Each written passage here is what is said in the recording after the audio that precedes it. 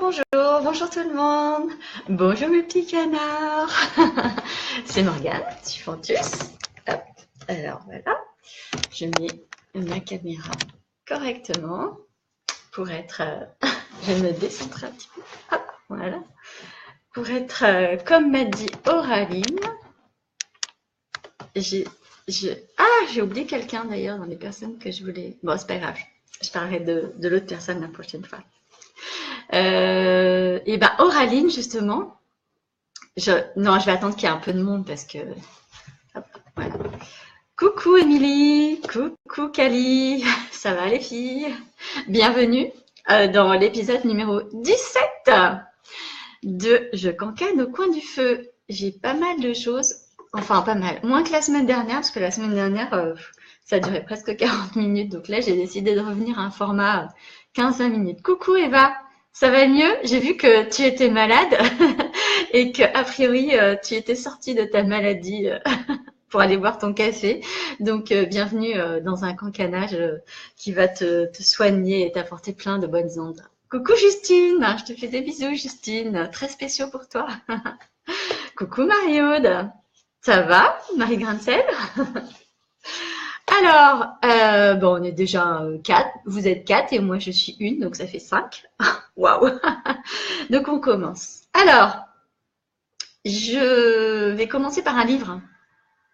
Eva va mieux, tant mieux. Je vais commencer par un livre que Marie-Aude me dit, ça roule ma poule, et toi? Ben, ça roule aussi ma poule. Écoute, très bien.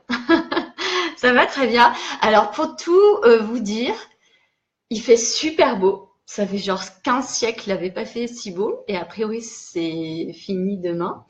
Et je suis allée courir ce matin. J'étais hyper motivée. Et je sais pas si c'est mon téléphone qui se trompe, mais il semblerait que j'ai fait 10 kilomètres. Bon.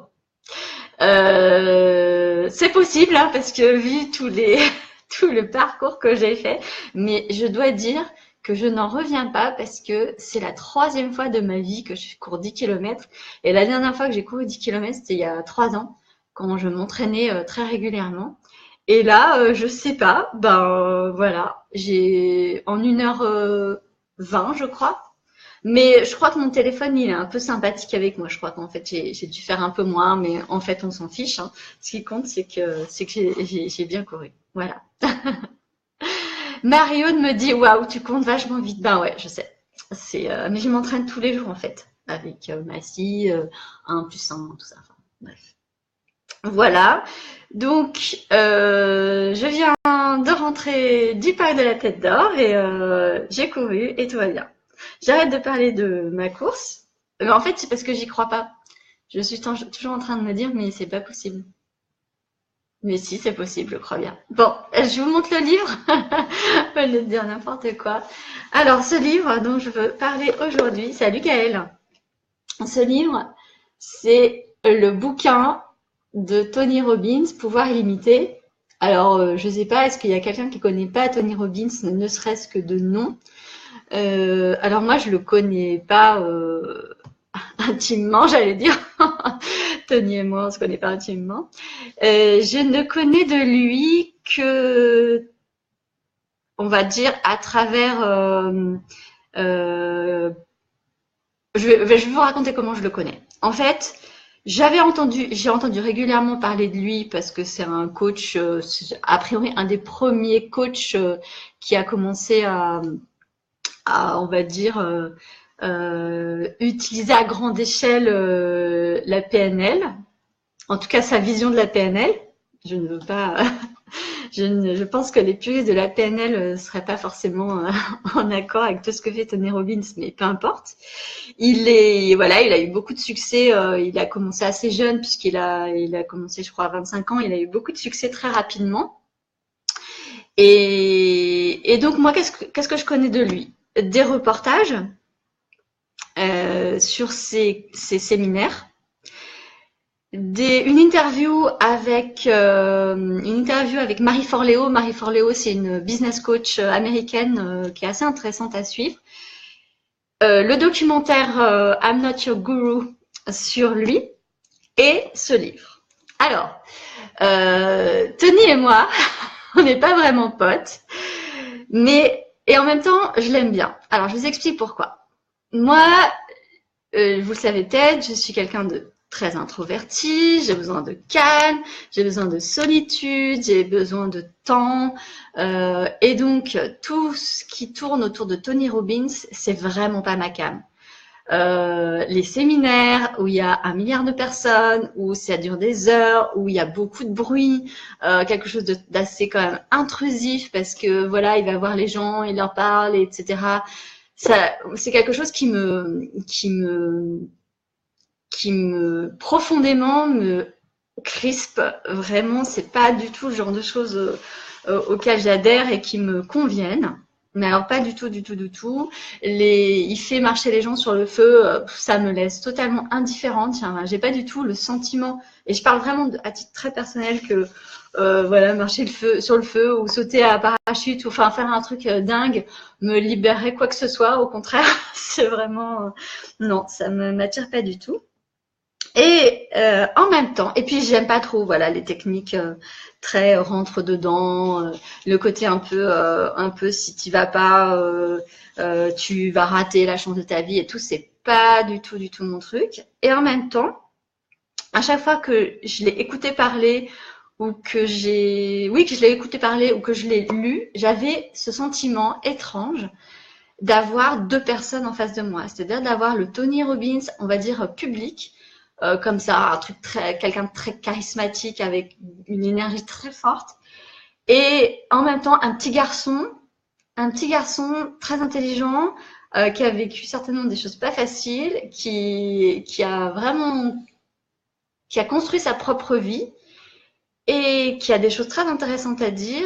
Et c'est comme si, pour moi, ça n'a aucune valeur autre que mon ressenti, il s'était construit une image et qu'il était enfermé dans sa propre image. Et ce livre, bah, ça me fait exactement ça. C'est-à-dire que d'un côté, je vais dire je vais commencer par le côté négatif de ce livre pour moi.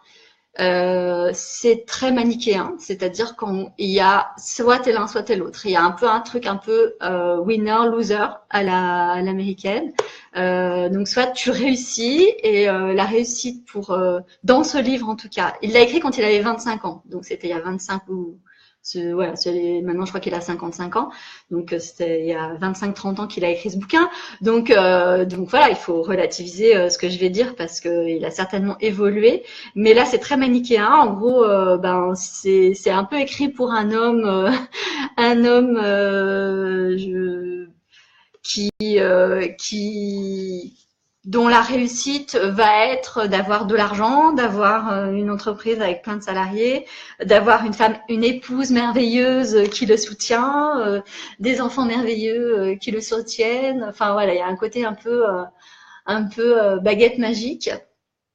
Et puis aussi, il descend bien. Enfin, il y a aussi ce côté, c'est très facile et c'est très rapide. C'est-à-dire qu'en gros, tu viens et moi, en 5 minutes, je te règle des problèmes que tu n'as jamais pu régler en 15 ans de thérapie.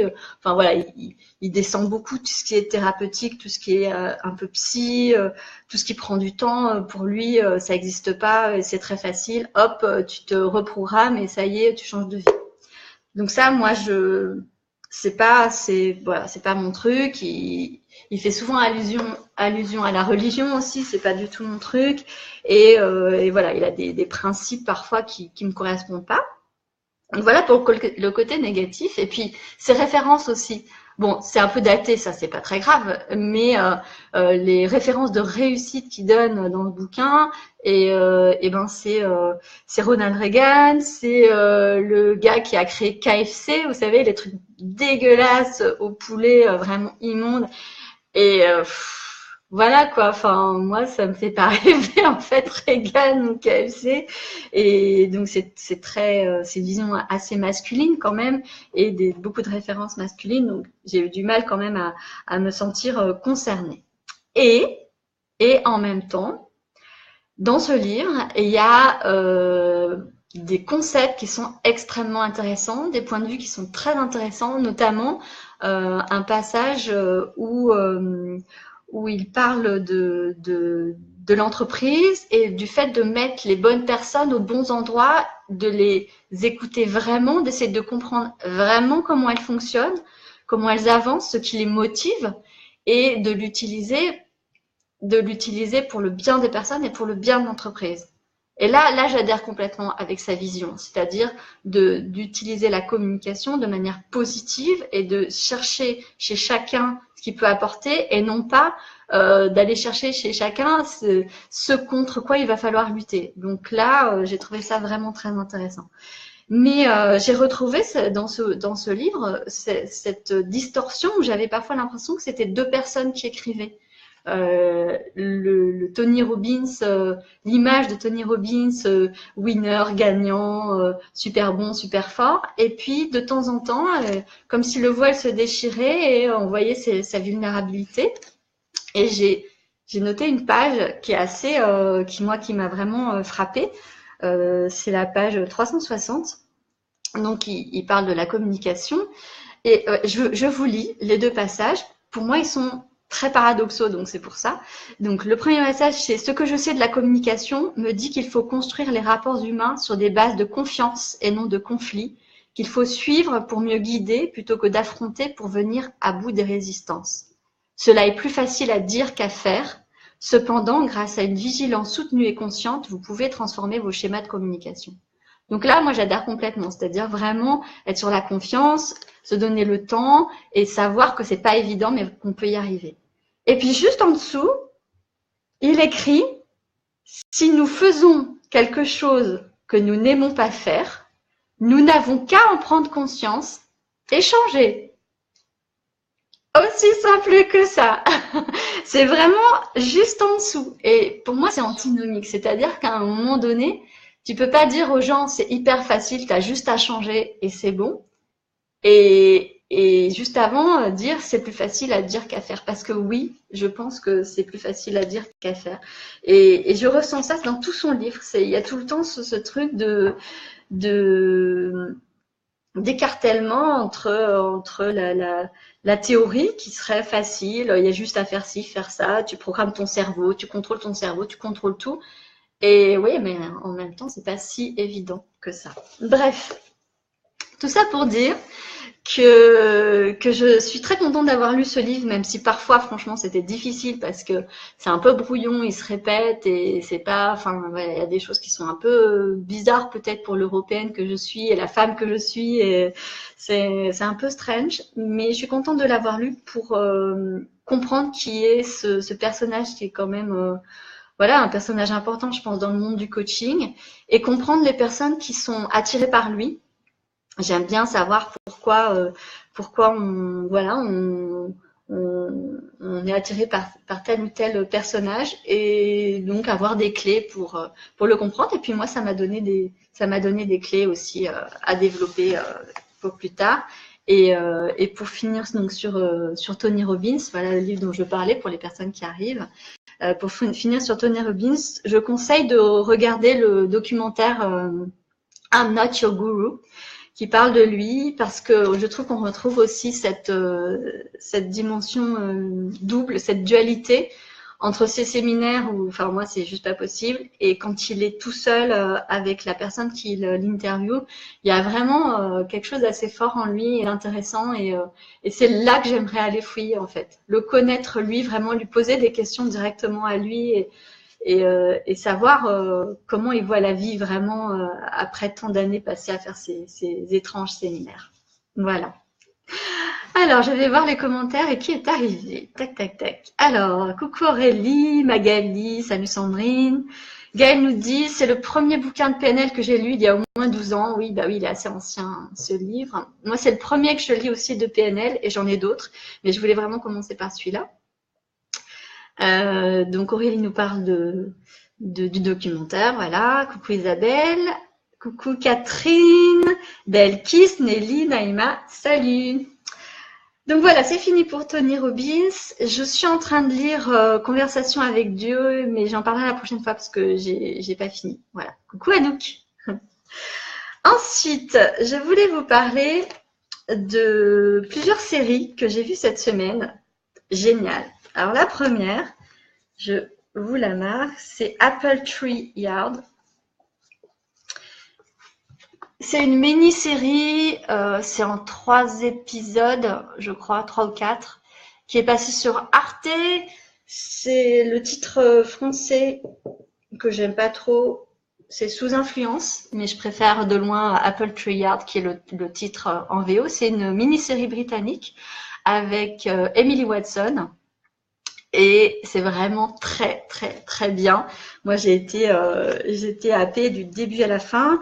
C'est l'histoire d'une femme donc jouée par Emily Watson qui elle a une cinquantaine d'années, une scientifique qui vit et travaille à Londres, qui a une vie tranquille. Elle s'ennuie un petit peu avec son mari, sa fille est enceinte, enfin voilà. Et c'est une femme tout à fait normale. Et elle rencontre un homme et elle va avoir une espèce de coup de cœur assez animal et sexuel pour cet homme, et ce coup de cœur va déclencher des événements très graves dans sa vie, et je vous en dis pas plus. C'est une série qui mêle un peu le thriller, le polar, et en même temps qui est vraiment ancrée dans la réalité. Série britannique, donc très bien jouée, très très bien écrite, avec vraiment du suspense jusqu'à la toute fin. Il faut vraiment regarder jusqu'à la fin. Et surtout cette actrice, Emily Watson, qui est exceptionnelle. Elle est vraiment, elle porte la série, elle est là du début jusqu'à la fin, et elle est vraiment très très bien. Je me suis sentie très proche d'elle, voilà. Je me suis dit que ça pouvait arriver à n'importe qui, ce genre d'aventure. Donc je recommande vraiment. C'était sur Arte. Voilà, c'est passé, je crois, la semaine prochaine. La semaine prochaine, la fille qui voit dans le futur. La semaine dernière, et je pense qu'on doit pouvoir la trouver sur un replay d'Arte ou sur, voilà. En tout cas, très très bonne série. Autre série que j'ai regardée, ça s'appelle Amnesia. Alors, elle n'est pas encore, elle est sur Canal+. Elle n'est pas encore passée, elle est sur le replay aussi, même si elle n'est pas encore passée. Amnesia, c'est une série, une mini-série avec l'actrice qui joue dans Engrenage, Caroline, je ne sais plus comment. Je retiens pas trop les noms, je suis désolée. Donc série française. C'est une série sous forme de 8 ou 10 épisodes très courts. Chaque épisode fait 8 à 10 minutes. Ils n'ont pas tous la même durée, donc l'ensemble fait 1h20. Moi, je l'ai regardé en binge-watching, donc à la suite. Et c'est une série très étrange et très réussie. En fait, le pitch, c'est une journée normale avec des gens normaux. Et à une heure précise, je crois que c'est 14h37 ou 15h37, tout le monde sur Terre perd la mémoire. Et voilà, et d'un coup, ils perdent tous la mémoire. Et donc, c'est qu'est-ce qui va arriver à ces personnages qu'on découvre. Ils ont tous perdu la mémoire et ils se retrouvent à plus savoir qui ils sont, ce qu'ils font, où ils sont. Et pareil, j'en dis pas plus. Excellente série, très flippante. Très, très flippante. Voilà, c'est pas hyper joyeux, mais c'est vraiment très bien fait et ça explore. Je pense que, je sais pas s'il y aura une suite, mais moi ça m'intéresse d'avoir une suite parce que ça explore vraiment des choses sur l'identité, sur qu'est-ce qu'on fait si on a l'occasion de repartir à zéro, etc. Et comment on se débrouille quand tout le monde a tout oublié. Voilà, excellente série. Alors, avant de donner mon avis sur une autre série, je regarde qui est là. Alors, Eva, merci. C'est une vision intéressante du personnage, donc Tony Robbins. Bah, écoute, de rien. J'aime bien fouiller parce que je pense qu'il y a toujours du positif de l'ombre dans la lumière et de la lumière dans l'ombre. Donc, j'aime bien aller chercher de tous les côtés. Et d'ailleurs, cette semaine, j'ai tiré à plusieurs reprises la carte de la Lune et la Lune, c'est ça, c'est d'aller voir sous une autre lumière les choses. Bonjour drôle de dame. Salut drôle de dame aussi. Coucou Émilie, coucou Maëlie. Alors, une autre série. Ah non, c'est pas une série dont je voulais vous parler, c'est 2 films. J'ai regardé 50 ans après tout le monde, comme d'habitude pour les films. Autant sur les séries, je suis pas mal au taquet, autant sur les films. En fait, moi, je vais pas au cinéma, mais je suis abonnée à Canal, et donc je regarde les films quand ils passent sur Canal, donc un an et demi après, mais c'est pas grave, moi j'aime bien. J'ai vu ce film. Ce film, je sais que beaucoup de personnes l'ont aimé, ce n'est pas mon cas. Voilà. En fait, c'est pas, je vais pas dire que je l'ai pas aimé, j'ai été déçue. J'ai été déçue. Alors, je vais vous dire pourquoi. Tout d'abord, je vais vous donner le positif. De manière générale, j'estime que n'importe quel livre, n'importe quel film, n'importe quelle série, n'importe quel morceau de musique, n'importe quelle œuvre qui existe, déjà par principe, pour moi, le fait qu'elle existe, c'est déjà hyper positif. Même si ça me plaît pas, je suis hyper contente qu'il y ait plein de choses qui soient créées et qui existent et qu'il y ait des auteurs, des artistes, des créateurs qui se soient dit je m'en fous, j'y vais, je le fais, on s'en fiche que ce soit bien ou pas. Et voilà, ça c'est pour moi c'est un principe de base. Donc je vais jamais descendre un livre, un film ou n'importe quoi en disant que c'est nul ou que c'est de la merde parce que j'estime que à partir du moment où ça a été créé, c'est important que ça existe. Ceci dit, qu'est-ce que j'ai aimé dans La La Land, puisque je vais commencer par ce que j'ai aimé. Euh, j'ai trouvé que c'était charmant. J'ai aimé la scène d'ouverture. Alors désolée pour celles qui l'ont pas vu parce que je vais essayer de pas non plus trop en dire. Et j'ai beaucoup aimé la fin. J'ai trouvé que c'était très bien fait, très, voilà, ça m'a touchée. Mais alors le reste, eh bien, je vais vous dire, moi, je me suis ennuyée. Voilà, j'ai pas ressenti, j'ai pas eu le cœur qui battait, j'ai pas été surprise, j'ai pas été enchantée. Moi, j'aime les comédies musicales, j'aime être enchantée, j'aime les comédies romantiques. J'ai pas besoin d'avoir un suspense de ouf, hein, mais j'aime bien ressentir, voilà, les petits, on va dire les obstacles, les moments où on sent qu'il se passe, qu'il y a des étincelles qui passent entre les acteurs. Et là, je l'ai pas trop ressenti. J'avoue que j'ai pas trop compris pourquoi je sais plus comment elle s'appelle cette actrice. Elle a eu je crois l'Oscar de la meilleure actrice. Bon bah voilà, elle m'a pas époustouflée. Et puis alors Ryan Gosling, tiens lui je m'en souviens de son prénom et de son nom. Ryan Gosling, moi j'ai eu l'impression qu'il se faisait chier. Enfin je sais pas mais j'avais l'impression qu'il s'embêtait, qu'il n'était pas vraiment là. Et puis j'ai un tel souvenir de lui dans Drive. Euh, dans Drive, il est tellement sexy, enfin, voilà, c'est tellement un truc de ouf qu'il dégage une énergie sans rien dire. Il est là, putain, moi j'avais juste envie de le plaquer contre le mur et de lui rouler une pelle, quoi. Et là, non, dans La La Land, voilà, c'est non. J'ai rien ressenti pour lui, j'étais hyper déçue. Donc voilà, et puis mes références en termes de comédie musicale, c'est West Side Story.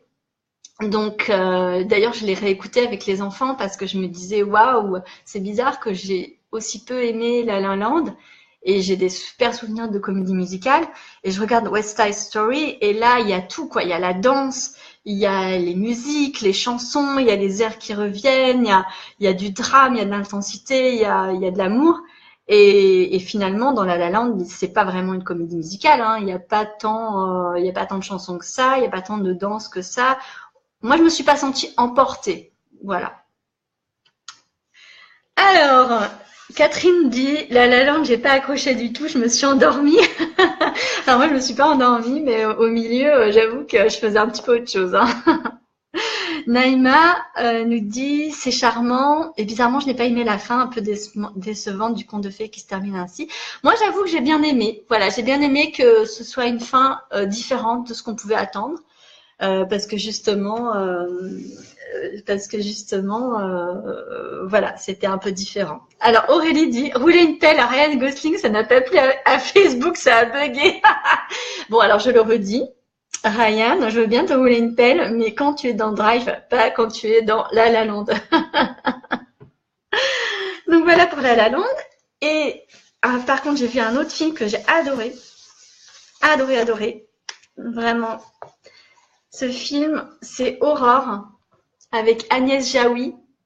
J'ai beaucoup aimé. Donc c'est un film de femme sur une femme qui a la cinquantaine aussi. Décidément, je suis sur les femmes de la cinquantaine, mais bon voilà, j'ai 45 ans et c'est ma génération. Et dans ce film est vraiment très drôle, très très touchant.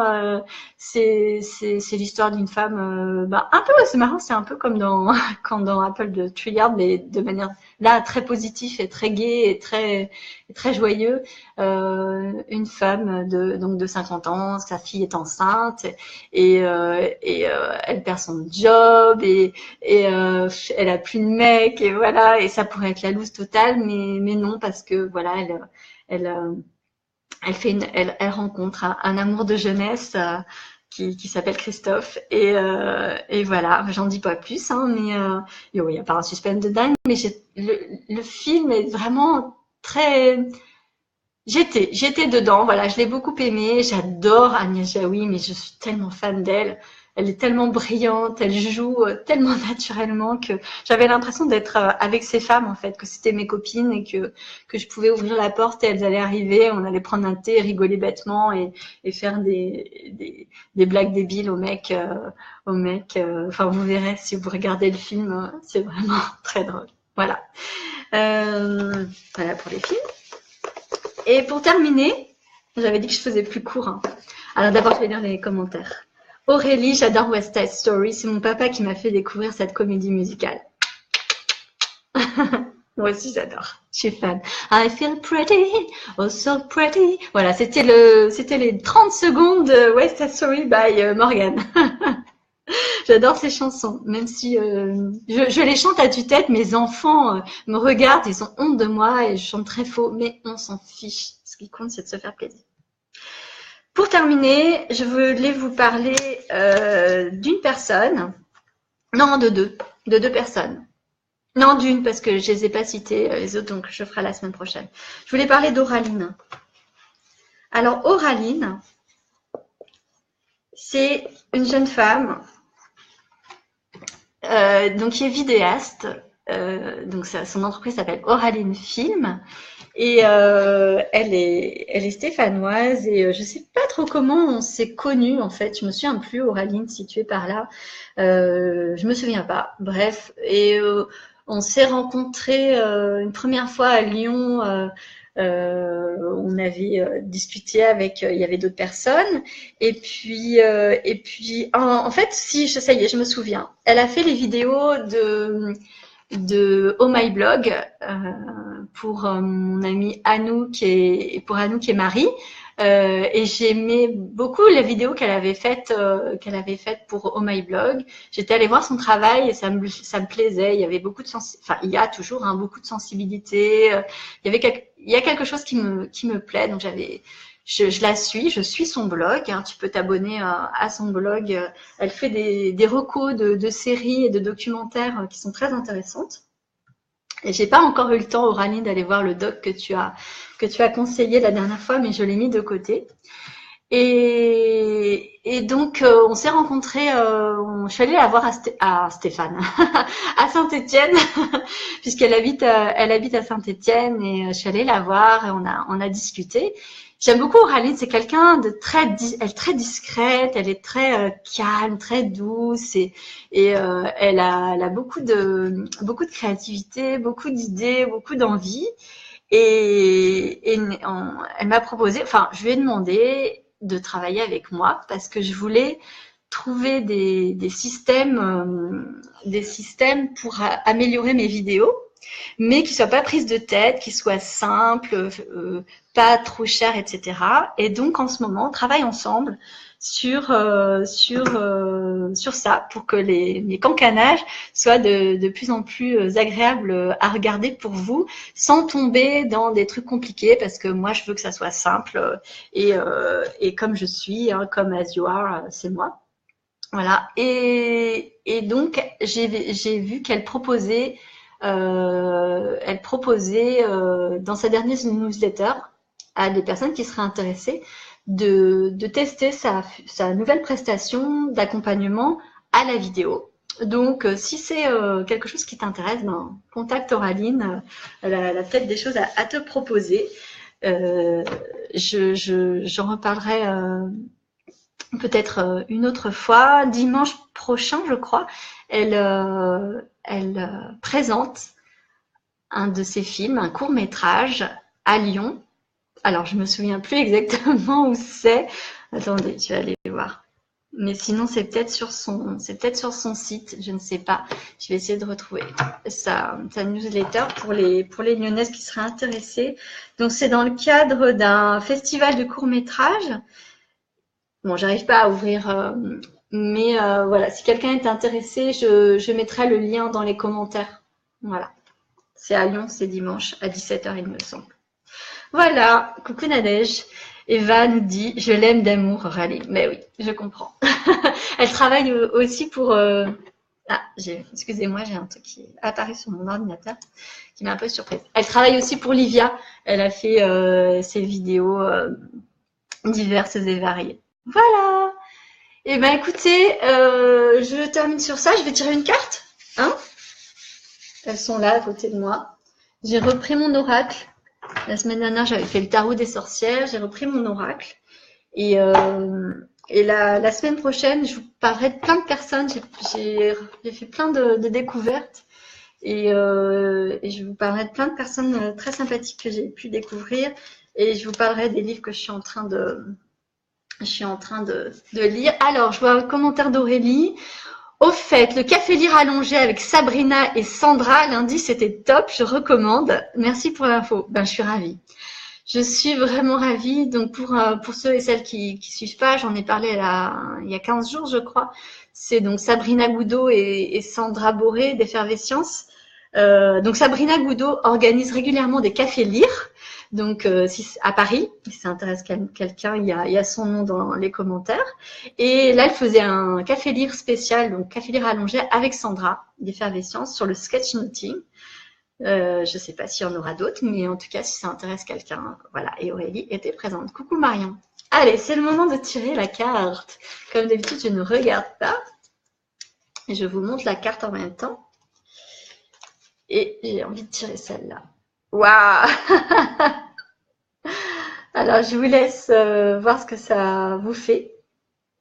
Et après, je vous explique ce que ça me fait à moi.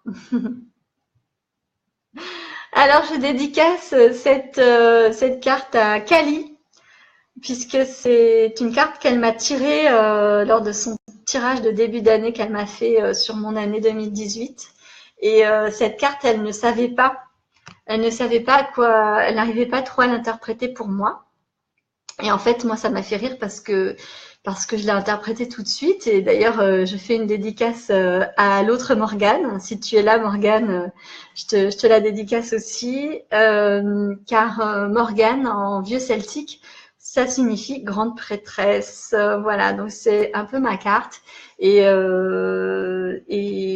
pour moi, c'est une carte de puissance, mais de puissance positive.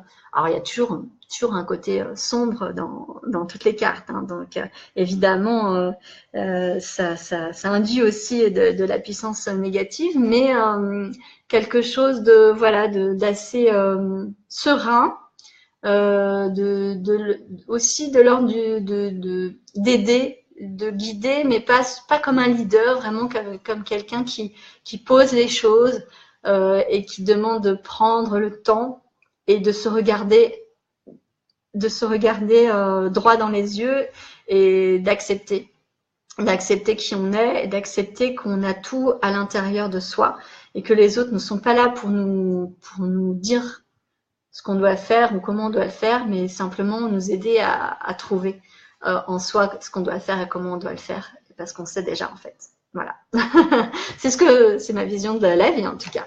Ben, je vous laisse avec cette carte que j'aime beaucoup. Voilà. Et je vous fais des bisous. Ciao. Et 34 minutes 50, 34 comme d'habitude. Ciao.